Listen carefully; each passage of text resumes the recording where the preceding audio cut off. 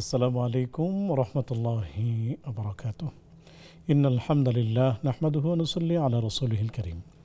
সুপ্রিয় দর্শক, দেশের বাইরে যে যেখান থেকে এই মুহূর্তে আমাদের সাথে যুক্ত হয়েছেন সবাইকে স্বাগত জানাচ্ছি। আমি ওবায়দুল্লাহ আল কাফি। দেখছেন আপনাদের প্রিয় চ্যানেল নেক্সাস টেলিভিশনের নিয়মিত আয়োজন ব্যাকম্যানস বিস্কিটস নিবেদিত ইসলামী জীবনবিধান। আজকের এই পর্বে একটি চমৎকার বিষয় নিয়ে আলোচনা হবে, আর তা হলো পরস্পর দোষারোপ। একজন আরেকজনকে দোষারোপ করলে ইসলাম কি এটিকে সমর্থন করছে, না ইসলাম এটিকে নিষেধ করছে, নিরুৎসাহিত করছে? এই বিষয়টি নিয়ে আলোচনা করার জন্য স্টুডিওতে আমন্ত্রিত হয়েছেন শেখ তানজিল আহমদ হাফিজুল্লাহ। চলুন আমরা সালাম বিনিময় করে নিচ্ছি। আসসালামু আলাইকুম রহমতুল্লাহ। ওয়ালাইকুম আসসালাম রহমতুল্লাহ বারাকাতুহু। শেখ কেমন আছেন? আলহামদুলিল্লাহ, আপনি কেমন আছেন? আলহামদুলিল্লাহ, আল্লাহ শুকর ভালো আছি। অনেক কষ্ট করে এসেছেন, আমাদেরকে সময় দিচ্ছেন, এই জন্য অনেক অনেক শুকরিয়া জানাচ্ছি। জাযাকুমুল্লাহু খাইরান। ইয়াকুম। সুপ্রিয় দর্শক, আপনাদেরকে প্রীতি ও শুভেচ্ছা জানাচ্ছি এবং সেই সাথে জানিয়ে দিচ্ছি এই জমজমাট আয়োজনের সাথে স্ক্রিনে প্রদর্শিত হচ্ছে একটি নাম্বার, তা ব্যবহারের মাধ্যমে আপনিও যুক্ত হয়ে যেতে পারবেন এবং জেনে নিতে পারবেন আপনাদের অজানা বিষয়গুলো। একই সাথে ফেসবুক এবং ইউটিউবে সরাসরি সম্প্রচারিত হচ্ছে এই আয়োজন, সেখানে মূল্যবান কমেন্টস করে আমাদের সাথেই থাকবেন। চলুন কথা না বাড়িয়ে আমরা শেখের কাছে যাচ্ছি। পরস্পর দোষারোপ নিয়ে ইসলাম কী বলে? শেখ যদি বলতেন।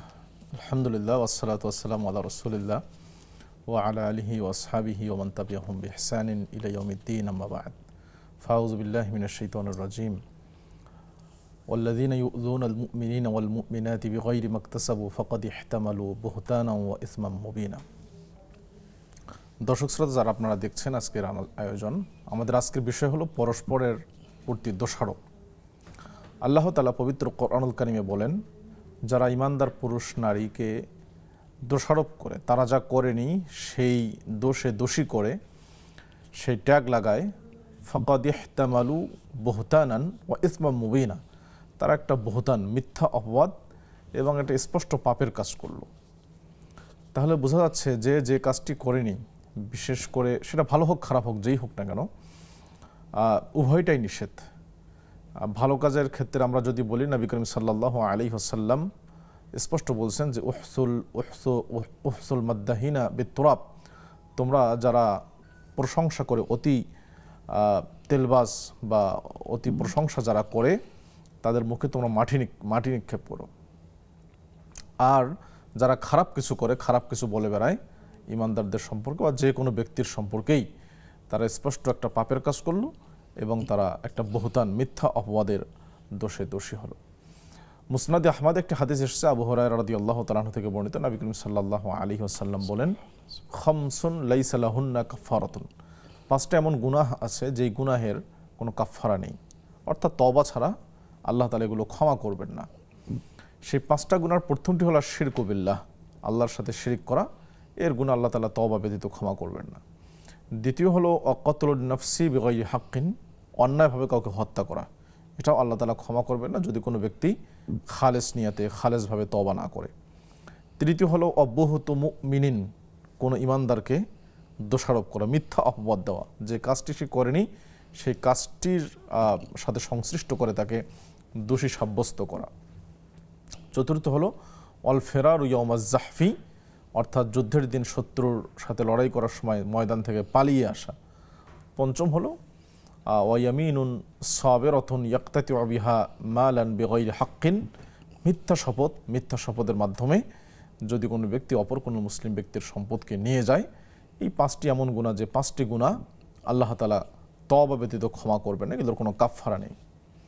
ঠিক তেমনিভাবে আমরা যদি আরও দেখি যে নবী করিম সাল্লাল্লাহু আলাইহি ওয়াসাল্লাম আরও স্পষ্ট বলছেন, মান ক্বালা ফি মুমিনিন মা লাইসা ফিহি আসকানাহুল্লাহু রাদগাতাল খাবাল হাত্তা ইয়াখরুজা মিম্মা ক্বাল, যদি কোনো ব্যক্তি কোনো ঈমানদার সম্পর্কে এমন কোনো জিনিস বলে যা তার মধ্যে নেই, দোষ বলে বেড়ায়, আল্লাহ তাআলা তাকে জাহান্নামের পুজ, যেখানে জাহান্নামীদের পুজ, রক্তপুজ যেখানে আছে, সেখানে তাকে বসবাসের জায়গা করে দিবেন। এর থেকে সে মুক্ত না হওয়া পর্যন্ত আল্লাহ তাকে বের করবেন না। তবরানীতে লাইসা বিখারিজ মিনহা, মূলত সে এখান থেকে বেরই হতে পারবে না। তাহলে বোঝা যাচ্ছে যে মিথ্যা অপবাদ, কারো প্রতি দোষ আরোপ করা, এটা একেবারে ভয়ানক গুনাহ, কবিরা গুনাহ। কারো প্রতি মিথ্যা আরোপ করার দুইটা পদ্ধতি হতে পারে। একটা হলো যে আমি একটা কাজ করছি, খারাপ কাজ সেটা অন্যের ঘাড়ে চাপিয়ে দিয়ে আমি একটা প্রচারণা করলাম। আরেকটি হলো যে না, আমি খারাপ কাজ করিনি বা যার ব্যাপারে দোষ দিচ্ছি সেও তো করেই নেই, নিছক সন্দেহের বশত অথবা অজ্ঞতাবশত আমি তার ব্যাপারে কিছু একটা বললাম। দুইটিই নিষেধ। প্রথমটি মারাত্মক গুনাহ, যে কাজটি আমি করছি এবং আমি জানি এই কাজটি আমার করা বা অন্য কারো করা, কিন্তু আমি আরেকজনের ঘাড়ে এটি চাপিয়ে দিলাম, সেটা মারাত্মক গুনাহ। আর দ্বিতীয় হলো সন্দেহবশত আমি যদি কারো উপরে কোনো দোষকে চাপিয়ে দেই, সেটিও একইভাবে গুনাহের কাজ। আল্লাহ তাআলা পবিত্র কোরআনুল কারিমে বলছেন, ইয়া আইয়ুহাল্লাযীনা আমানু ইজতানিবু কাসীরাম মিনাজ-যন ইন্না বা'দাজ-যন্নি ইসমুন। হে বান্দারগণ, তোমরা অধিক ধারণা করিও না, এমন অনেক ধারণা আছে যেগুলো পাপের কারণ। এখানে দর্শক শ্রোতাদের উদ্দেশ্যে একটি সূক্ষ্ম বিষয় আমরা বলতে চাই, সেটি হলো সহিহ মুসলিম একটি হাদিস এসেছে, নবী করিম সাল্লাল্লাহু আলাইহি ওয়াসাল্লাম বলেন, হাদিসে কুদসি, আল্লাহ তাআলা বলেন, ইযা হাম্মা আবদি বিসাইয়্যাতিন ফালাম ইয়ালামহা ফালা তাকতুবুহা। আল্লাহ তাআলা ফেরেশতাদেরকে বলেন যে কোনো বান্দা যদি কোনো খারাপ কাজের ইচ্ছা পোষণ করে কিন্তু সেটা করে না, তাহলে তোমরা এর বিনিময়ে কোনো গুনাহ লেখিও না। পক্ষান্তরে আমরা এখানে দেখতে পাচ্ছি যে এই বান্দা যে অন্যের ব্যাপারে খারাপ ধারণা পোষণ করে, সেটা গুনাহ করে না, শুধুমাত্র খারাপ ধারণা পোষণ করছে মনে মনে, তারপরেও তার গুনাহ হবে। কেন? এর ব্যাখ্যায় ওলামায়ে কেরাম বলছেন, যদি কোনো ব্যক্তি খারাপ কাজ করার দৃঢ় ইচ্ছা পোষণ করে মনে মনে, তাহলেও তার গুনাহ হবে। যেমনটি আল্লাহ তাআলা পবিত্র কোরআনে বলছেন, ইন্নাস সামআ ওয়াল বাসারা ওয়াল ফুআদা কুল্লু উলাইকা কানা আনহু মাসউলা। নিশ্চয় চোখ, কান এবং অন্তর সব সম্পর্কে আল্লাহ তাআলা কিয়ামতের দিন জিজ্ঞেস করবেন।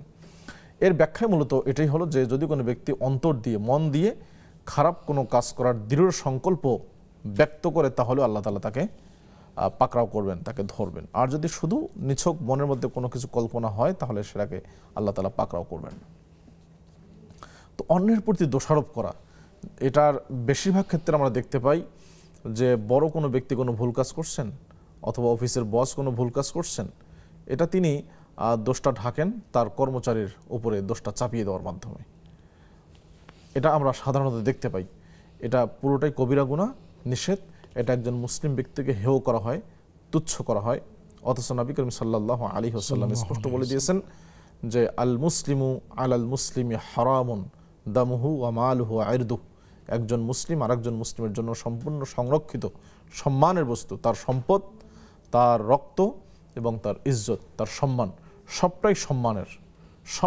সবটাকে সম্মান করতে হবে, সবটাকে আমাকে সুরক্ষা দিতে হবে। এটা একজন মুসলিমের উপর আরেকজন মুসলিমের হক এবং অধিকার। কিন্তু অন্যের প্রতি দোষারোপ করার যে একটা টেন্ডেন্সি আমাদের সমাজে, আমরা যদি দেখি যে রাজনৈতিক ক্ষেত্রেও কিন্তু এটা অনেক সময় আমরা এই অন্যের প্রতি দোষারোপ করার টেন্ডেন্সি এই জায়গা থেকে আসবো। আমরা দুজন দর্শককে যুক্ত করে তারপর ইনশাআল্লাহ। আসসালামু আলাইকুম ওয়া রাহমাতুল্লাহ। ওয়া আলাইকুম আসসালাম ওয়া রাহমাতুল্লাহি ওয়া বারাকাতুহু। আমি মৃত্তিকা মণি বলছিলাম বাড়িধারা থেকে। স্বাগতম প্রিয় বোন, প্রশ্নগুলো করুন। শায়েখ, আমার আজকে নামাজে করা ভুল সংক্রান্ত 3টা কোয়েশ্চেন আছে। জি। আমার ফার্স্ট কোয়েশ্চেন হচ্ছে যে আমরা যদি নামাজে এরকম হয় যে 4 রাকাত বিশিষ্ট নামাজে আমি ফরজ নামাজে দাঁড়িয়ে ভুলবশত সুন্নত নামাজটা পড়ে ফেলেছি, সেক্ষেত্রে আমি কি করব? আর আমার সেকেন্ড কোয়েশ্চেন হচ্ছে যে 4 রাকাত বিশিষ্ট নামাজে আমি দাঁড়িয়ে ভুলবশত 2 রাকাত নামাজ পড়ে আমি যদি নামাজটা শেষ করে ফেলি, তাহলে সেক্ষেত্রে আমি কি করব? আর আমার থার্ড কোয়েশ্চেন হচ্ছে যে 4 রাকাত বিশিষ্ট নামাজে দাঁড়িয়ে আমি যদি ভুলবশত 6 রাকাত নামাজ পড়ে ফেলি, তাহলে সেক্ষেত্রে আমি কি করব? জি প্রিয় বোন, আমাদের সাথেই থাকুন, শায়েখ উত্তর দিবেন ইনশাআল্লাহ তাআলা। আসসালামু আলাইকুম ওয়া রাহমাতুল্লাহ। জি, কে আছেন? আসসালামু আলাইকুম হুজুর। ওয়ালাইকুম আসসালাম। আমি রংপুর বদরগঞ্জ থেকে বলতেছি।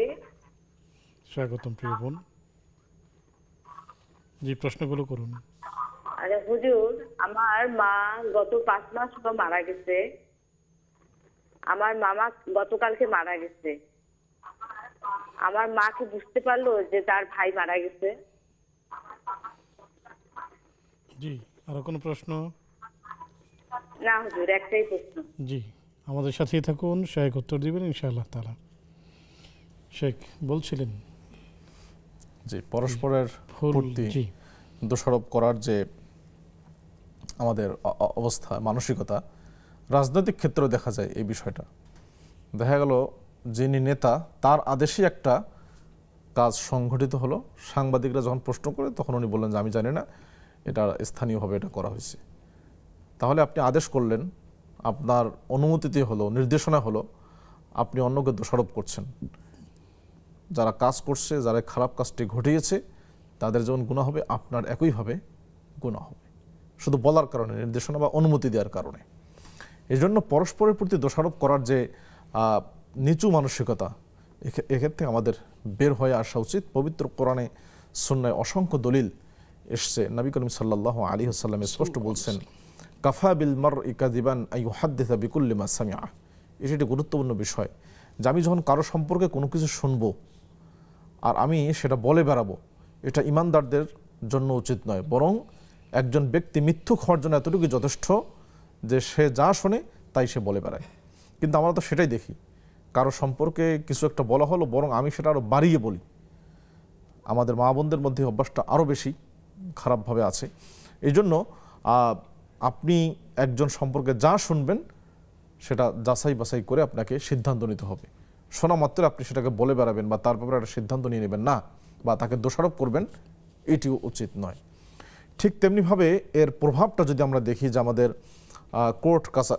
কোর্টে আদালতে মামলা মোকদ্দমার ক্ষেত্রেও এই অপরাধ করছে একজন, কিন্তু দোষ দেওয়া হচ্ছে আরেকজনের, এবং নির্দোষ ব্যক্তিকে বছরের পর বছর ধরে জেলখানায় কারারুদ্ধ করে তাকে মানবেতর জীবনযাপন করতে হচ্ছে। দোষী ব্যক্তি বাইরে দিব্যি ঘুরে বেড়াচ্ছে। এই যে একজন ব্যক্তিকে, আপনি নির্দোষ ব্যক্তিকে দোষী সাব্যস্ত করলেন, এটা ইসলামে চরম আকারের কবিরা গুনাহ, মারাত্মক কবিরা গুনাহ, হারাম। এই জন্য আমরা উদাত্ত আহ্বান জানাবো, যারা আমরা এই ধরনের পাপের সাথে জড়িত, আমরা যেন এই পাপগুলো থেকে বেঁচে থাকি। আল্লাহ তাআলা আমাদের সবাইকে তৌফিক দান করেন। আমিন আমিন রাব্বাল আলামিন। শেখ, আমরা অনেকগুলো প্রশ্ন পেয়েছি, তার মধ্যে নামাজ সংক্রান্ত প্রশ্নে আমরা যাই। যে ফরজ নামাজ 4 রাকাত পড়ার নিয়তে তিনি শুরু করলেন, পরবর্তীতে সুন্নত তিনি সেটিকে ফরজ না পড়ে সুন্নত পড়েছেন, এখন কি করণীয়? যে নবী সাল্লাল্লাহু আলাইহি ওয়াসাল্লাম বলছেন, ইন্নামাল আ'মালু বিন্নিয়াত, আমল যা কিছু নিয়তের উপর নির্ভরশীল। আপনি যে নিয়তে সে নামাজটি পড়বেন সেই নিয়ত হিসাবেই সেটা সেই সালাত হবে। সেটি যদি আপনি সুন্নত পড়েন সুন্নত, যদি ফরজ করেন ফরজ। এখন আপনি হয়তো শুরু করছেন ফরজের নিয়তে শুরু করছেন, কিন্তু মাঝখানে মনে হচ্ছে যে আপনি সুন্নত পড়ছেন এবং সুন্নত মনে করে আপনি সেটি শেষ করলেন, তাহলে সেটি সুন্নত হিসেবে গণ্য হবে। তাহলে আপনাকে পরবর্তীতে আবার ফরজ নামাজটি আদায় করতে হবে, কারণ প্রত্যেকটি আমল নিয়তের উপরই নির্ভরশীল। আপনার নিয়ত যেটা হবে সেই হিসাবেই সেই নামাজটি গণ্য হবে। জাযাকুমুল্লাহ। শেখ, আমরা একটি বিরতি নিব ইনশাআল্লাহ। সুপ্রিয় দর্শক, দেখছেন আপনাদের প্রিয় আয়োজন ব্যাকম্যানস বিস্কিটস নিবেদিত ইসলামী জীবন বিধান। সময় হলো একটি বিজ্ঞাপন বিরতিতে যাবার, ফিরছি একটু পর, আমাদের সাথেই থাকুন। আসসালামু আলাইকুম রহমতুল্লাহি ওয়া বারাকাতুহু। সুপ্রিয় দর্শক, বিরতির পর সাদর আমন্ত্রণ জানাচ্ছি আপনাদের প্রিয় আয়োজন ব্যাকম্যানস বিস্কিটস নিবেদিত ইসলামী জীবন বিধানে। আলোচনা করছেন শেখ তানসিল আহমদ, সাথে আছে আমি ওবায়দুল্লাহ আল কাফি। আলোচনা চলছে পরস্পর দোষারোপ। পেয়েছি আপনাদের বেশ কিছু প্রশ্ন, জানতে চলে যাচ্ছি সরাসরি শেখের কাছে। শেখ, 4 রাকাত নামাজ পড়বেন বলে দাঁড়িয়েছেন, ফরজ 2 রাকাত পড়ে সালাম ফিরিয়ে নামাজ শেষ করেছেন, এখন করণীয় কি? যদি তিনি 2 রাকাত সালাত পরেই সালাম শেষ করার পরপরই মনে হয় তার যে আমি 2 রাকাত পড়লাম, তাহলে তিনি তাৎক্ষণিক আরও 2 রাকাত পড়বেন। 2 রাকাত পড়ে সাহু সিজদা দিবেন, দিয়ে সালাম ফেরাবেন। আর যদি মাঝখানে বেশ গ্যাপ হয়ে যায় বা তিনি অন্যান্য কথাবার্তা বলেন, তাহলে তাকে পুরো নামাজ আবার পুরোটাই পড়তে হবে, 4 রাকাতই পড়তে হবে। শুকরিয়া, জাযাকুমুল্লাহ। 4 রাকাত বিশিষ্ট নামাজ পড়তে দাঁড়িয়েছেন, কিন্তু তিনি 6 রাকাত পড়ে ফেলেছেন, তখন করণীয় কি? একই নিয়ম, যদি নামাজে কম হয় বা বেশি হয় তাহলে সাহু সিজদা দিতে হবে। 6 রাকাত যেহেতু সালাত তিনি পড়ছেন 4 রাকাত নামাজকে, তাহলে এবার সালাম ফেরার আগে বা পরে তার মনে হচ্ছে যে আমি 6 রাকাত পড়লাম বা 5 রাকাত পড়লাম, এরকমটা যদি মনে হয়ে থাকে, তাহলে তিনি তাৎক্ষণিক মনে হওয়ার সাথে সাথেই আপনার শেষ বৈঠকে সালাম ফেরার আগেই তিনি সাহু সিজদা দিবেন, দিয়ে সালাম ফেরাবেন, তবেই হয়ে যাবে ইনশাআল্লাহ। শুকরিয়া, জাযাকুমুল্লাহ। মা মারা গিয়েছেন 5 মাস আগে, এখন বাবা মারা গিয়েছেন। জানতে চাওয়ার বিষয় হলো যে মা কি জানতে পারবে বাবা যে চলে গিয়েছেন? আচ্ছা, এটা মায়ের জন্য জানাটা তো আবশ্যক না, বা মা জানলেই কি না জানলেই কি, জানতেও আল্লাহ যদি জানান তাকে কোনো ব্যবস্থা থাকে জানতে পারবেন, তবে সেটা আবশ্যক কোনো নয় বিষয় জানাটা, এবং জানলে কোনো ফায়দা আছে বলে আমরা কোরআন এবং সুন্নায় কোনো কিছুই পাই না। এটা একান্তই আল্লাহ তাআলার বিষয়। আল্লাহ যদি জানাতে চান, কারণ তারা আছেন আলামে বারজাখে, কবরের জীবনে, সেখানকার জীবনের সাথে দুনিয়ার জীবনের কোনো সম্পর্ক নেই। এই জন্য সেটি সম্পূর্ণ পৃথক বিষয়, এটা নিয়ে আমাদের ব্যস্ত হওয়ার কিছু নেই। শুকরিয়া, জাযাকুমুল্লাহ। আমাদের করণীয় কি? এই যে বাবা মারা গেলেন, মা মারা গেলেন, এক্ষেত্রে করণীয় হলো যে প্রথমত সন্তান হিসাবে আমরা নিজেরা দিনের পথে চলবো, এটা হলো 1 নাম্বার, একবারে প্রথম কর্তব্য দিনের পথে চলা। দ্বিতীয়ত যদি পিতামাতার কোনো ঋণ থাকে সেটা পরিশোধ করার সর্বাত্মক চেষ্টা করা, এটা সবচেয়ে গুরুত্বপূর্ণ। ঋণ থাকলে সেটা পরিশোধ করার ব্যবস্থা করতে হবে। তেমনি পিতামাতা যদি কোনো ফরজ কাজ না করেই মারা যান, বা কোনো নজর মান্যত যদি করে যান, আদায় করার সুযোগ না থাকে, তাহলে সন্তান হিসেবে সে মান্যতকে পূরণ করা তাদের সম্পত্তি থেকেই। এরপর সম্পত্তির কোরআন এবং সুন্নাহর যে বন্টন নীতি, সেটাকে ফলো করে ভাই বোনদের মধ্যে বন্টন করা। এরপরে পিতামাতার উদ্দেশ্যে দান সদকা বেশি করে করা, বিশেষ করে সদকায়ে জারিয়া, যেগুলো চলমান দান থাকবে, সেই দানগুলো করলে পরে পিতামাতা কবরে বসেই সব পাবেন। আরেকটি বিষয় হলো পিতামাতার যে আত্মীয় স্বজন বা বন্ধু বান্ধবী যারা আছেন তাদের সাথে সদাচরণ করা।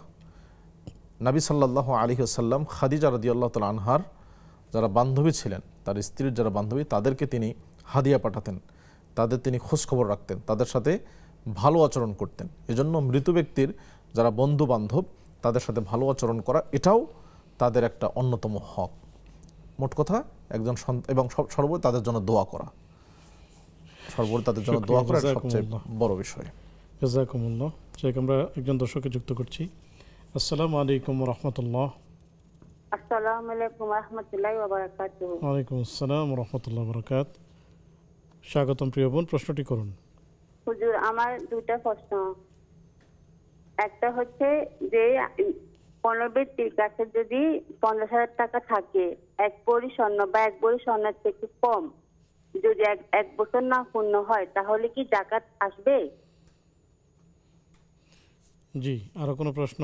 আর আরেকটা হচ্ছে হুজুর, আমরা অনেকে প্রায় থাকি কোরবানির একদিন আগে যে রোজাটা থাকা হয়, এটা কি আপনার জন্য কতটুকু ফজিলতপূর্ণ? জি, দ্বিতীয়। কোরবানির আগে যে রোজা আমরা থাকি, ওটা কতটুকু ফজিলতপূর্ণ, এটা বুঝিয়ে বলবেন। জি, আসসালামু আলাইকুম। ওয়ালাইকুম আসসালাম ওয়া রাহমাতুল্লাহ। শেখ, যেমনটি আপনি শুনলেন, যাকাতের মাসালা, 1 ভরি স্বর্ণ আছে, সাথে হয়তো অল্প কিছু টাকাও আছে। এখন সেগুলো যদি 1 বছর পূর্ণ না হয়, সেই ক্ষেত্রে যাকাত হবে কিনা? স্বর্ণের ক্ষেত্রে যাকাতের নিসাব মূলত 7.5 ভরি, 7.5 ভরি বা 85 গ্রাম আমাদের গ্রাম হিসেবে। তো 1 ভরিতে যাকাত ফরজ না মূলত। আর উনি বললেন সম্ভবত 50,000 টাকা, এর সাথে 1 ভরি স্বর্ণ 50,000 টাকা, এটার উপর মূলত যাকাতই ফরজ না। তবে একটা নিয়ম আছে, যদি কেউ যাকাত দিতে চায়, নিসাব পরিমাণ হয়নি কিন্তু যাকাত দিতে চাচ্ছেন, তাহলে তিনি দিতে পারবেন, অল্প কিছু সেখান থেকে দান করলেন, সমস্যা নেই। তবে এত কম সম্পদে যাকাত ফরজ হয় না। আর সময়ের আগে যাকাত দেওয়া যায়, সময় 1 বছর না হওয়ার আগেও যাকাত দেওয়া যাবে, যাকাত ফরজ জায়েজ আছে। কিন্তু যাকাত এটা তার জন্য ফরজ না, এটা তার জন্য সাধারণ দান হবে এবং তিনি সব পাবেন অবশ্যই। কোরবানির সময় যে কোরবানির আগে রোজা রাখতে হয়, জি, সেগুলোর আসলে বিধান কি জানতে চেয়েছেন? কোরবানির আগের, কোরবানি তো জিলহজ মাসের 10 মূল 10 তারিখ, এরপরে আইয়ামে তাশরিকের দিনগুলো।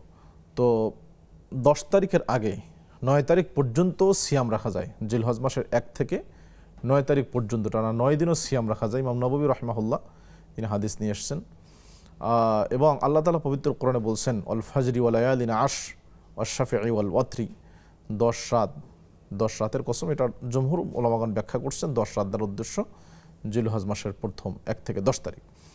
এবং আরেকটি হাদিস এসেছে, নবী সাল্লাল্লাহু আলাইহি ওয়াসাল্লাম বলছেন যে মা মিন আইয়ামিন আল আমালুস সালিহু ফিহিন্না খায়রুন ওয়া হাব্বু ইলাল্লাহি মিন হাযিহিল আইয়াম, অর্থাৎ জিলহজের 10 দিনের যে আমলগুলো, এই আমলের চেয়ে অন্যান্য দিনের কোনো আমল আল্লাহর নিকট বেশি প্রিয় নয়।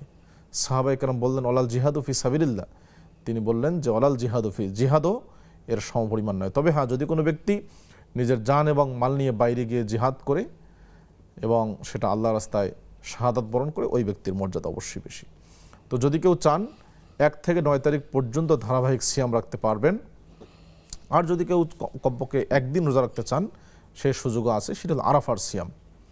আরাফার সিয়ামের ব্যাপারে নবী সাল্লাল্লাহু আলাইহি সাল্লাম বলছেন, আরাফার সিয়ামটা হলো মূলত হাজী সাহেবরা আরাফায় যেদিন অবস্থান করেন তাদের সাথে, তারা তো সিয়াম রাখবেন না, কিন্তু আমরা তাদের সাথে মিলে একটা সিয়াম রাখি।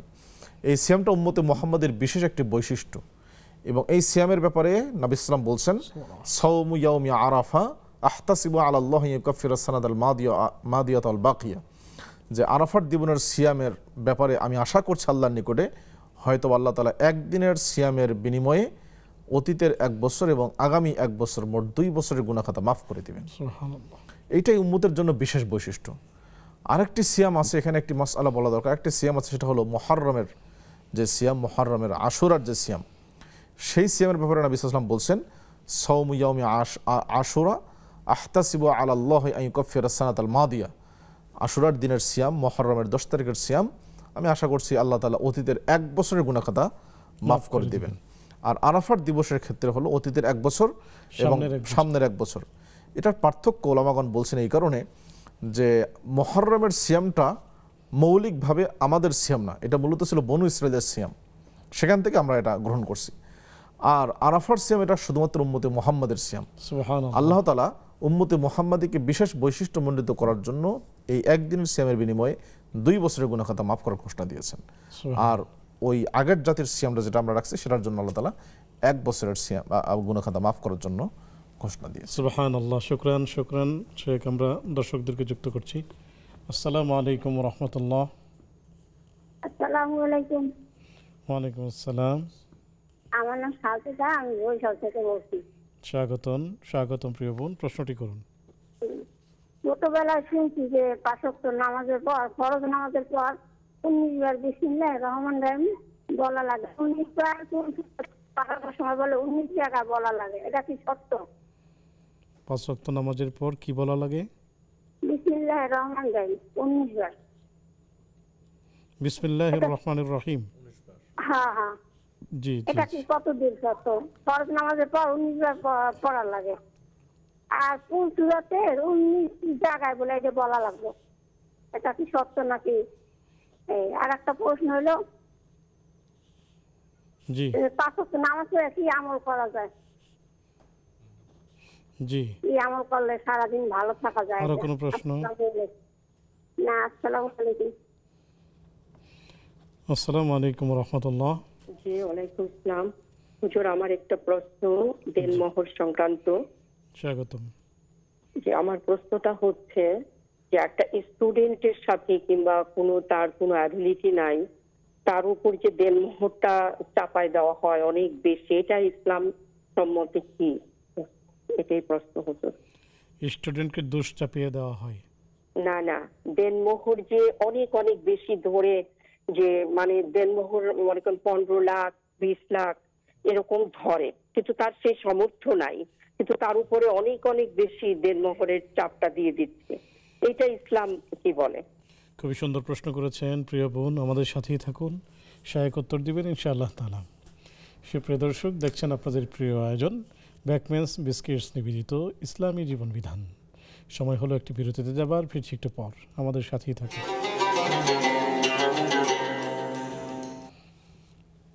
আসসালামু আলাইকুম ওয়া রাহমাতুল্লাহি ওয়া বারাকাতুহু। সুপ্রিয় দর্শক, বিরতির পর সাদর আমন্ত্রণ জানাচ্ছি আপনাদের প্রিয় আয়োজন ব্যাকমেন্স বিস্কিটস নিবেদিত ইসলামী জীবন বিধানে। আলোচনা করছেন শেখ তানজিল আহমদ, সাথে আছে আমি ওবায়দুল্লাহ আল কাফি। পেয়েছি আপনাদের বেশ কিছু প্রশ্ন, জানতে চলে যাচ্ছি সরাসরি শেখের কাছে। শেখ, 5 ওয়াক্ত নামাজের পরে 19 বার করে বিসমিল্লাহ পড়তে হয়, এই বিষয়টি কি সহি কিনা?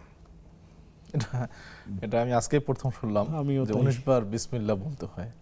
এগুলো আজগুবি কথা, আসলে এগুলোর কোনো ভিত্তি নাই, কোনো সহি কেন, কোনো দুর্বল হাদিসও এই সমস্ত আমাদের কোনো ভিত্তি নেই। এগুলো বাংলাদেশে দেখবেন যে অনেকগুলো বই বিক্রেতা প্রতিষ্ঠান বিভিন্ন আজগুবি দোয়া দরুদ লিখে মানুষের নিকট বই বিক্রি করে প্রকাশনী চালানোর জন্য আমাদের সহজ সরল মানুষেরা না জেনে এগুলো কেনে এবং ইসলামটাকে তারা একদম কঠিন করে নিয়েছে। এটা চরম গুনাহের কাজ। এই জন্য এরকম কোনো ভিত্তি শরীয়তে নেই যে 19 বার বিসমিল্লাহ পড়তে হবে। আমাদের বোন খুবই চমৎকার একটি প্রশ্ন করেছেন শেখ, যে 5 ওয়াক্ত নামাজের পর কি কি আমল করা যেতে পারে? জি মাশাআল্লাহ, খুবই চমৎকার প্রশ্ন এটাই। এগুলো আসলে হাদিসের কিতাবে বিস্তারিত এসেছে। নবী সাল্লাল্লাহু আলাইহি সাল্লাম যখন সালাম ফেরাতেন, সালাম ফেরার পরে এক বর্ণায় আসছে তিনি একবার আল্লাহু আকবার বলতেন উচ্চস্বরে, এরপর আস্তাগফিরুল্লাহ পড়তেন 3 বার। আস্তাগফিরুল্লাহ আস্তাগফিরুল্লাহ আস্তাগফিরুল্লাহ। এটার উদ্দেশ্য হলো আমি আল্লাহর নিকট ক্ষমা চাচ্ছি, সালাত আমি সম্পাদন করলাম, নামাজ পড়লাম, নামাজের মধ্যে যদি কোনো ভুলভ্রান্তি হয়ে থাকে আল্লাহ আপনি আমাকে ক্ষমা করে দিন। 3 বার আস্তাগফিরুল্লাহ। এরপর আরও দোয়া আছে, আল্লাহুম্মা আনতাস সালাম ওয়া মিনকাস সালাম তাবারাকতা ইয়া যাল জালালি ওয়াল ইকরাম লা ইলাহা ইল্লাল্লাহু ওয়াহদাহু লা শারীকা লাহু লাহুল মুলকু ওয়া লাহুল হামদু ওয়া আলা কুল্লি শাইইন কাদির। এরকম অসংখ্য দোয়া আছে, আসলে এখানে টিভিতে বলার সেগুলোর সময় নেই এবং এত দ্রুত বললে বোন মুখস্থ রাখতে পারবেন না। আমরা যেটা বলতে চাই সেটা হলো যে এই মৌলিকভাবে আপনি কয়েকটি জিনিস আমল করবেন। তার মধ্যে একটা হলো আয়াতুল কুরসি। আয়াতুল কুরসি সূরা বাকারার 255 নম্বর আয়াত, প্রত্যেক ফরজ সালাতের পরে আপনি অবশ্যই এটা তেলাওয়াত করবেন। আয়াতুল কুরসির ব্যাপারে নবী সাল্লাল্লাহু আলাইহি ওয়াসাল্লাম স্পষ্ট বলছেন, যদি কোনো ব্যক্তি আয়াতুল কুরসি প্রত্যেক ফরজ সালাতের পরে তেলাওয়াত পাঠ করে তাহলে তার জান্নাত যেতে শুধু মৃত্যুটাই বাকি, অর্থাৎ মরলেই সে আল্লাহর জান্নাতে চলে যাবে। এরপর আরেকটি আমল গুরুত্বপূর্ণ, সেটি হলো 33 বার সুবহানাল্লাহ, 33 বার আলহামদুলিল্লাহ আর 34 বার আল্লাহু আকবার, অথবা 33 বার আল্লাহু আকবার আর 100 বার পূরণ করতে লা ইলাহা ইল্লাল্লাহু ওয়াহদাহু লা শারীকা লাহু লাহুল মুলকু ওয়া লাহুল হামদু ওয়া আলা কুল্লি শাইইন কাদির। এটার ব্যাপারে নবী সাল্লাল্লাহু আলাইহি ওয়াসাল্লাম বলছেন, যদি কোনো ব্যক্তির গুনাহগুলো সমুদ্রের ফেনার পরিমাণ হয়, সগীরা গুনাহ অবশ্যই, আল্লাহ তাআলা এটার বদৌলতে তার গুনাহগুলো ক্ষমা করে দিবেন। এগুলো মৌলিক আমল। ঠিক তেমনি ফজর এবং মাগরিবের সালাতের পরে আপনার যে 3 কুল আছে, কুল হুয়াল্লাহু আহাদ, কুল আউযু বিরাব্বিল ফালাক, কুল আউযু বিরাব্বিন নাস, এই 3টি সূরা 3 বার করে পাঠ করা, এগুলো সহিহ হাদিস দ্বারা প্রমাণিত। আপনি এগুলো আমল করার চেষ্টা করেন, ইনশাআল্লাহ আল্লাহ তাআলা এবং এর ওসিলা আপনি সারাদিন ভালো থাকবেন, আল্লাহর জিম্মাতে থাকবেন ইনশাআল্লাহ। আল্লাহু আকবার। অনেক সুন্দর, জাযাকুমুল্লাহু খায়রান। আমরা আপনার মাধ্যমে জেনে নিলাম। আমাদের একজন বোন জানতে চেয়েছেন, খুবই চমৎকার প্রশ্ন এবং জীবন ঘনিষ্ঠ প্রশ্ন। অনেকের দেনমোহর 20 লক্ষ, 15 লক্ষ, 10 লক্ষ, 7 লক্ষ দেওয়ার এবিলিটি নেই, এরপরেও বিয়ের সময় 15 লক্ষ 20 লক্ষ টাকা দেনমোহর ধার্য করার জন্য পিরাপিরি করছে, এটি আসলে কতটুকু ঠিক? হ্যাঁ, চমৎকার প্রশ্ন। মোহরনা ইসলামী বিয়ের একটি সৌন্দর্য এবং এই মোহরনার একমাত্র প্রাপ্য মালিকানা হলেন মেয়ে, পাত্রী বা মেয়ে, তিনি এটার একমাত্র হকদার। মোহরনা যারা এরকম কাজ করেন, যে আমাদের সমাজে এটা প্রচলিত আছে, তো আমরা এটা আসলে বর্তমান যে অবস্থা, এটাকে আমরা বলি যে মোহরনা তো না, এটা সিকিউরিটি মানি।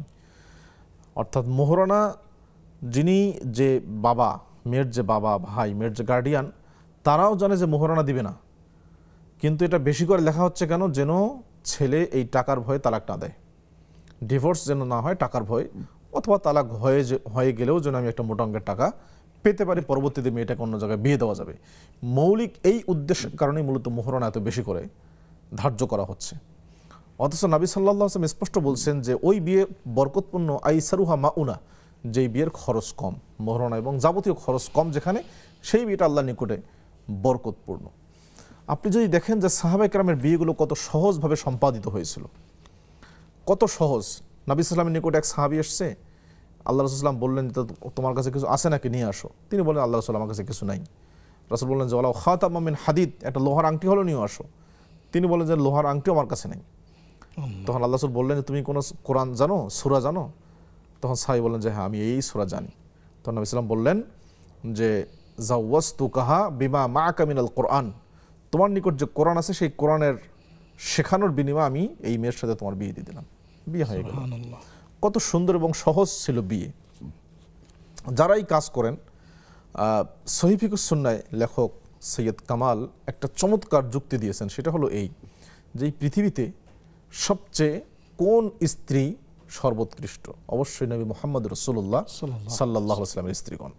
সবচেয়ে কোন মেয়ে উত্তম, সর্বশ্রেষ্ঠ, অবশ্যই নবী মুহাম্মদ সাল্লাল্লাহু আলাইহি ওয়াসাল্লামের মেয়েগণেই সর্বশ্রেষ্ঠ। অথচ নবী সাল্লাল্লাহু আলাইহি সাল্লাম তার কোনো স্ত্রী বা কোনো মেয়েকে বিয়ে দিতে গিয়ে আপনার যেটাকে বলে 400 বা 500 উকিয়া রৌপ্যের বেশি তিনি কাউকে মোহরানা দেননি।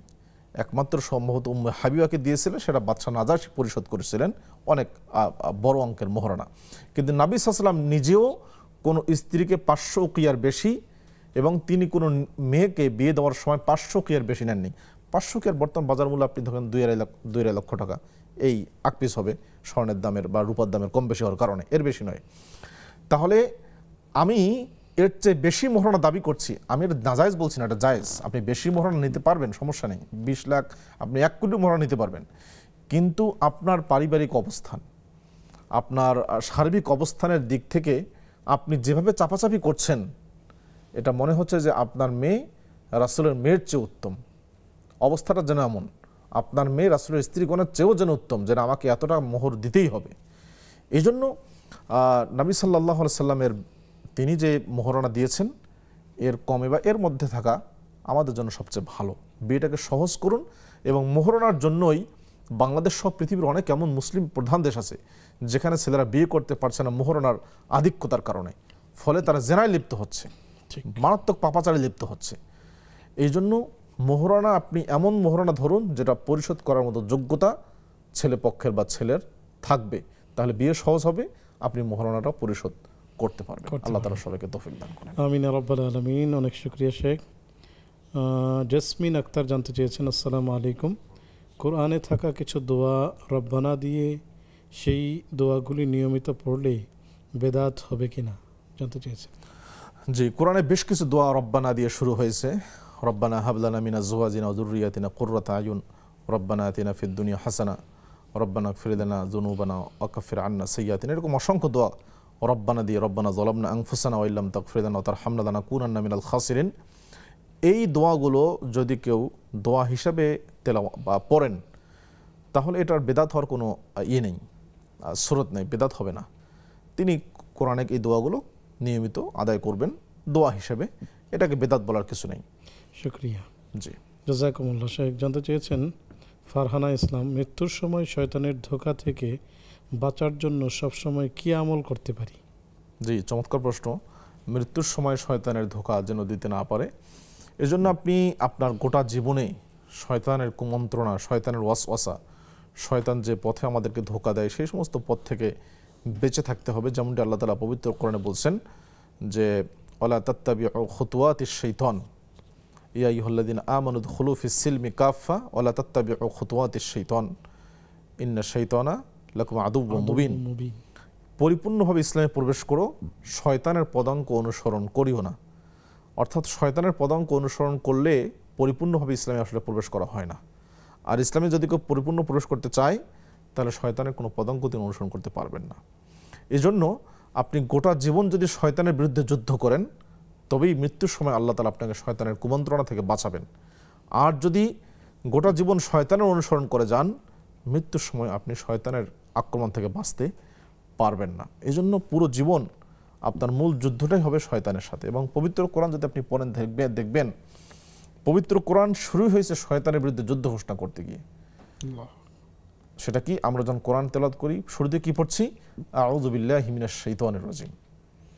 শয়তানের বিরুদ্ধে চূড়ান্ত যুদ্ধ আমরা ঘোষণা করলাম।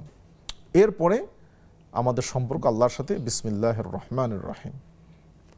কাজেই এটার বিশেষ আমল নেই। আপনি গোটা জীবন চেষ্টা করবেন শয়তানের যাবতীয় কর্মকাণ্ড থেকে নিজেকে হেফাজত রাখতে। আউযু বিল্লাহি মিনাশ শাইতানির রাজিম এই দোয়াটি বেশি করে তেলাওয়াত করতে এবং সকাল সন্ধ্যার দোয়াগুলো বেশি করে পাঠ করতে, তাহলে ইনশাআল্লাহ মৃত্যুর সময় আল্লাহ তাআলা আপনাকে আমাদের সবাইকে শয়তানের কুমন্ত্রণা থেকে, আক্রমণ থেকে রক্ষা করবেন ইনশাআল্লাহ। ইনশাআল্লাহ তাআলা। অনেক শুকরিয়া শেখ। আমরা দর্শকদেরকে যুক্ত করে নিচ্ছি। আসসালামু আলাইকুম ওয়া রাহমাতুল্লাহ। আসসালামু আলাইকুম। ওয়ালাইকুম আসসালাম। স্বাগতম প্রিয় বোন, প্রশ্নটি করুন। জি, আমার একটা প্রশ্ন আছে। প্রশ্ন হলো যে এই রোজা রেখে তো ডাক্তার দেখাইলে এই যে পরীক্ষা দেয়, রক্ত পরীক্ষা, তো রক্ত দিলে কি কোনো রোজার সমস্যা হবে নাকি? হরমোন টেস্ট আর কি। জি, আরো কোনো প্রশ্ন? না, আর কোনো প্রশ্ন নেই। জি, আসসালামু আলাইকুম ওয়া রাহমাতুল্লাহ। কে আছেন আমাদের সাথে?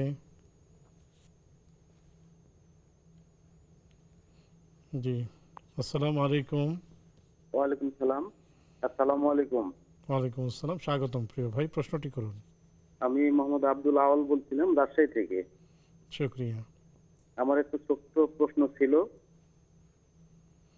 জি, আমার ঋণ আছে একটু, যে ঋণ থাকা অবস্থায় কুরবানি দেওয়া যাবে কিনা? জি, আরো কোনো প্রশ্ন? না, এটাই আমার একটু ছোট্ট প্রশ্ন ছিল। জি, প্রিয় ভাই আমাদের সাথেই থাকুন, সহায়ক উত্তর দিবেন ইনশাআল্লাহ তাআলা। সুপ্রিয় দর্শক, দেখছেন আপনাদের প্রিয় আয়োজন ব্যাকম্যাস বিস্কিটস নিবেদিত ইসলামী জীবন বিধান। অনুষ্ঠানের এই পর্যায়ে নিচ্ছি আরও একটি বিরতি, ফিরছে একটু পর, আমাদের সাথেই থাকুন। আসসালামু আলাইকুম ওয়া রাহমাতুল্লাহি ওয়া বারাকাতুহু। সুপ্রিয় দর্শক, বিরতির পর সাদর আমন্ত্রণ জানাচ্ছি আপনাদের প্রিয় আয়োজন ব্যাকম্যাস বিস্কিটস নিবেদিত ইসলামী জীবন বিধানে। আলোচনা করছেন শেখ তানজিল আহমদ, সাথে আছে আমি ওবায়দুল্লাহ আল কাফি। আলোচনা চলছে পরস্পর দোষারোপ, সেই সাথে পেয়েছি আপনাদের বেশ কিছু প্রশ্ন, জানতে চলে যাচ্ছি সরাসরি শেখের কাছে। শেখ, রোজা রেখে রক্ত দেয়া যাবে কি না? জি, রোজা রেখে রক্ত দেওয়ার বিধানে রক্ত দেওয়া যাবে, এতে রোজা ভাঙবে না।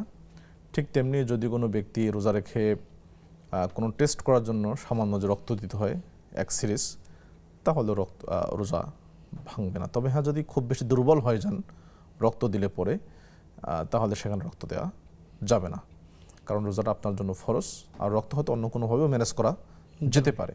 এই জন্য আপনি দেখবেন যে আপনি এক ব্যাগ রক্ত দিলে দুর্বল হয়ে যাচ্ছেন কিনা বেশি, যদি দুর্বল না হওয়ার সম্ভাবনা থাকে তাহলে আপনি দিতে পারবেন। ঠিক তেমনি কোনো টেস্ট করার জন্য যদি সামান্য যে রক্ত নিতে হয় সেটা দেওয়া যাবে, এতে করে রোজা ভাঙবে না ইনশাআল্লাহ। ইনশাআল্লাহ তাআলা, জাযাকুমুল্লাহ।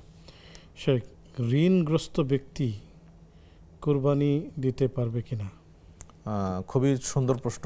সামনে আমাদের কোরবানি আসছে, প্রাসঙ্গিক একটি প্রশ্ন। আসলে ঋণ এবং কোরবানি, মৌলিকভাবে ঋণগ্রস্ত ব্যক্তি কোরবানি দিতে পারবে। মৌলিক নিয়ম হলো কোরবানি ঋণগ্রস্ত ব্যক্তি তিনি যদি পরবর্তীতে ঋণ পরিশোধের তার সুযোগ থাকে তাহলে তিনি কোরবানি দিতে পারবেন। তবে বেশ কিছু বিষয় এখানে আমাদের লক্ষ্য করা উচিত। সেটা হলো, এক নাম্বার, যে কোরবানির ঋণ, যেমন ঋণ পরিশোধ করা ওয়াজিব, ঋণ পরিশোধ করাটা ওয়াজিব। কোরবানি করা ওলামাদের এক দলের মতে ওয়াজিব, এক দলের মতে সুন্নাহ মুআক্কাদা। যদি আমরা ওয়াজিবও ধরি যে কোরবানিটি ওয়াজিব, তারপরেও এই ওয়াজিবটি পালন করা আপনি করলে সওয়াব পাবেন। আর যদি সামর্থ্য থাকে, আর যদি সামর্থ্য না থাকে তাহলে আপনার জন্য তো কোনো গুনাহ হবে না। পক্ষান্তরে ঋণগ্রস্ত ব্যক্তি স্পষ্ট বোঝা যাচ্ছে যে তিনি গয়রু কাদের, সক্ষম নন। সক্ষম হলে তো তার ঋণ থাকতো না। এজন্য অবশ্যই কোরবানি করার চেয়ে ঋণ পরিশোধ করাটা বেশি অগ্রাধিকার। দ্বিতীয় হলো, কোরবানি এটা আল্লাহর হক, আর ঋণ বান্দার হক। আল্লাহর হকের চেয়ে বান্দার হক বেশি প্রাধান্য পাবে এই জায়গায়। আল্লাহর হক আল্লাহ মাফ করে দিতে পারেন, কিন্তু বান্দার হকের মাফের কোনো সিস্টেম নেই। এই জন্য আপনি চেষ্টা করবেন যে আগে ঋণ পরিশোধ করার, এরপর আপনি কোরবানি। তবে হ্যাঁ, যদি এমন হয় যে ঋণটা, এটাকে বলে দাইন মুআজ্জাল, অর্থাৎ 2-4 বছর পর দিলেও হবে, সেই সুযোগ আছে, তাহলে আপনি সমস্যা নিয়ে কোরবানি করতে পারেন। আর যদি এমন হয় যে না, আমাকে দিতে হবে অল্প কিছুদিনের মধ্যেই, কোরবানি দিতে গেলে আমি ঋণ পরিশোধ করতে পারবো না, তখন আপনি অবশ্যই কোরবানির পরিবর্তে ঋণ পরিশোধের প্রতি গুরুত্ব বেশি দেবেন। শুকরিয়া, জাযাকুমুল্লাহ। আমাদের জানতে চেয়েছেন, হুজুর আসসালামু আলাইকুম, আমার একটা বিষয় জানার ছিল। গতকাল রাতে আমি এশার নামাজ পড়ার সময় পাইনি। দিনাজপুর থেকে ঢাকায় এসেছি, এখন সে কাজা নামাজটা কি কসর হিসেবে পড়ব নাকি 4 রাকাতই পড়ব? জি, অর্থাৎ তার যখন সালাতটা ফরজ ছিল তখন তিনি সফরে ছিলেন, তিনি এখন বাড়িতে আসছেন, তিনি এখন বাড়ির হিসাবে পড়বেন নাকি সফরের হিসাবে পড়বেন?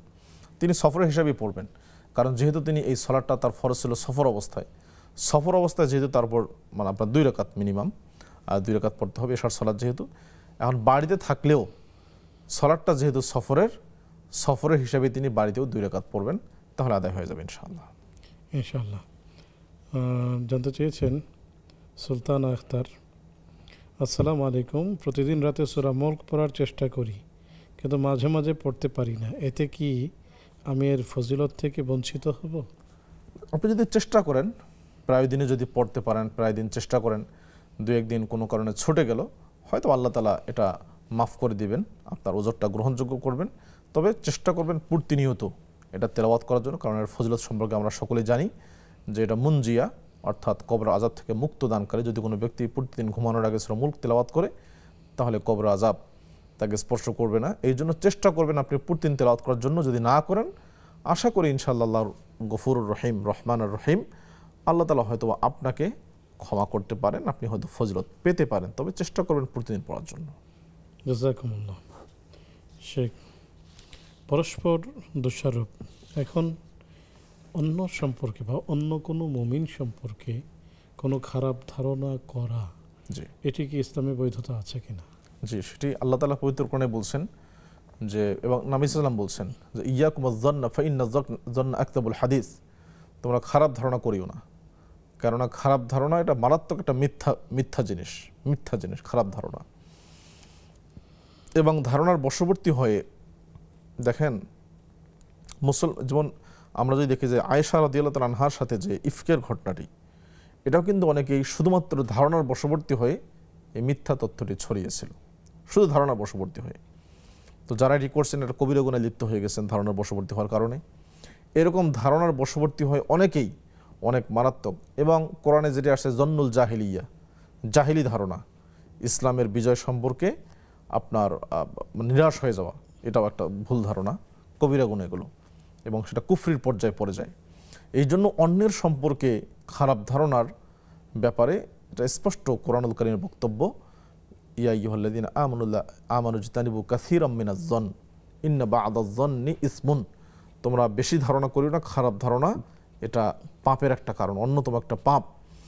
এবং এই ধারণার কারণে আপনি দেখেন যে আমরা ধারণার বশবর্তী হয়ে কিন্তু কারো বিরুদ্ধে অ্যাকশন নিচ্ছি, ধারণার বশবর্তী হয়ে আমরা কারো বিরুদ্ধে গীবত চর্চা করছি, পরনিন্দা চর্চা করছি, বিভিন্নভাবে তাকে হেনস্থা করার চেষ্টা করছি। কিন্তু আমি যদি ওই ভাইকে গিয়ে সরাসরি বলি যে আপনার ব্যাপারে আমি এটি শুনলাম, কতটুকু সত্য, তাহলেই কিন্তু অনেক কিছুর খোলাসা হয়ে যায়। কিন্তু আমাদের মুসলিমদের সম্পর্ক, যেখানে পরস্পরের সম্পর্ক অত্যন্ত সুদৃঢ় থাকার কথা, লেগে লেগে থাকার কথা, একটা ইটের সাথে যেমন একটা ইট লেগে থাকে, কিন্তু আমাদের সম্পর্কগুলো একেবারেই বিচ্ছিন্ন এবং চরম বিভেদপূর্ণ সম্পর্ক, যেখানে আমার উচিত হলো একজন মুসলিমের কোনো ভুল হলে আয়নার মতো করে তাকে দেখিয়ে দেওয়া, সংশোধন করানো, শোধরানো। সেই জায়গায় আমরা মুসলিমের দোষগুলো তাকে সংশোধন না করে আমরা সমাজে বলে বেড়াচ্ছি। নবী সাল্লাল্লাহু আলাইহি ওয়াসাল্লাম স্পষ্ট বলছেন, মান সাতারা মুসলিমান সাতারাহুল্লাহু ইয়াউমাল কিয়ামা, যে ব্যক্তি কোনো মুসলিমের দোষ ত্রুটি গোপন রাখে, কিয়ামতের দিন আল্লাহ তাআলা তার দোষ ত্রুটি গোপন রাখবেন। সুবহানাল্লাহ, কত বড় ফজিলতপূর্ণ বিষয়। কিন্তু আমরা কি করছি, আমরা মুসলিমের দোষ ত্রুটি সংশোধন করছি না এবং নিজের মধ্যে চেপেও রাখছি না, বরং সেটা সমাজের সবার মধ্যে ছড়িয়ে দিচ্ছি, পারলে আরেকটু বাড়িয়ে বলছি। এটাই বাস্তবতা। তো এই জন্য আমাদের একটু সতর্ক হওয়া উচিত, আমরা যেন এমন খারাপ কাজ না করি যে খারাপ কাজগুলো আমাদের সালাত, সিয়াম, হজ, যাকাতের মধ্যে গুরুত্বপূর্ণ ইবাদতের সবগুলোকে খেয়ে ফেলে। কারণ হাদিসে এসছে, আমরা জানি যে এক ব্যক্তি কিয়ামতের দিন অনেক সালাত, অনেক সিয়াম, হজ, যাকাতের পাহাড় পরিমাণ সব নিয়ে উপস্থিত হবে, কিন্তু অকত শাতামা হাজা, সমুখে গালি দিয়েছে, অমুকের ব্যাপারে মিথ্যা অপবাদ দিয়েছে, ইত্যাদি ইত্যাদি কাজগুলো সে করছে। ফলে এই সমস্ত ব্যক্তি যাদের ব্যাপারে অপবাদ দিয়েছিল, যাদেরকে মারছে, ধমক দিয়েছে অন্যায়ভাবে, তাদের সমস্ত পাপগুলো এই ব্যক্তিকে দেয়া হবে। এই ব্যক্তি জাহান্নামে যাবে এতগুলো সব থাকার পরেও, আর যাদের সব কম ছিল তারা এই ব্যক্তির সবগুলো নিয়ে জান্নাত চলে যাবে। এই জন্য আমরা শুধু সালাত, সিয়াম, হজ, যাকাত এর মধ্যেই যেন সীমাবদ্ধ না থাকি। ইসলাম তিনটা বিষয়ের নাম, আমাদের মনে রাখা উচিত: আকীদা, ঈমান, ইবাদত, আর একটা হলো মুআমালাত। একটা হলো আল্লাহর সাথে সম্পৃক্ত, একটা হলো আল্লাহর ইবাদতের সাথে সম্পৃক্ত, আরেকটি হলো অন্যান্য মানুষের সাথে মুআমালাত বা সামাজিক সম্পর্ক। এই ক্ষেত্রে মুসলিমরাই হলেন সর্বোত্তম নমুনা, কিন্তু আমরাই এখানে অনেক পিছিয়ে গেছি আমাদের ব্যবহার, আমাদের আচার আচরণ, কথাবার্তার ক্ষেত্রে। এই জন্য আমাদের উচিত আমাদের সম্পর্কগুলোকে দৃঢ় করা, গাঢ় করা, কারো কোনো ভুল ত্রুটি দেখলে তাকে সামনে গিয়ে সংশোধন করার চেষ্টা করা। আল্লাহ তাআলা আমাদের সবাইকে তৌফিক দান করুন। আমিন রাব্বাল আলামিন। অনেক অনেক শুকরিয়া আপনাকে, জাযাকুমুল্লাহ। সুপ্রিয় দর্শক, আপনাদেরকে অনেক অনেক শুভেচ্ছা জানাচ্ছি যারা এতক্ষণ আমাদের সাথে ছিলেন, আয়োজনটি উপভোগ করেছেন। চলুন আমরা আমাদের লাইফ স্টাইলকে চেঞ্জ করি, মানুষ সম্পর্কে ভালো ধারণা করি। রাসূল করিম সাল্লাল্লাহু আলাইহি ওয়াসাল্লাম বলেন, যুন্নু বিল মুমিনিনা খায়রা, তোমরা মুমিনদের সম্পর্কে ভালো ধারণা করো। কারো খারাপ কোনো কিছু চোখে পড়লে নবীজি সাল্লাল্লাহু আলাইহি ওয়াসাল্লাম আমাদেরকে উৎসাহিত করেছেন সেটিকে ঢেকে রাখার জন্য, গোপন রাখার জন্য। আমরা মানুষের দোষগুলোকে গোপন রাখব যদি সে করে থাকে, আর যদি না করে থাকে তাহলে কখনোই তার ব্যাপারে খারাপ ধারণা করব না, কারণ ইসলামে খারাপ ধারণা করার কোনো অনুমতি নেই। আল্লাহ রাব্বুল আলামিন আমাদেরকে বোঝার এবং আমল করার তৌফিক দান করুন। আগামী পর্ব দেখার আমন্ত্রণ জানিয়ে আজকের মতো বিদায় নিচ্ছি। সে পর্যন্ত ভালো থাকুন, সুস্থ থাকুন। আসসালামু আলাইকুম ওয়া রাহমাতুল্লাহি ওয়া বারাকাতুহু।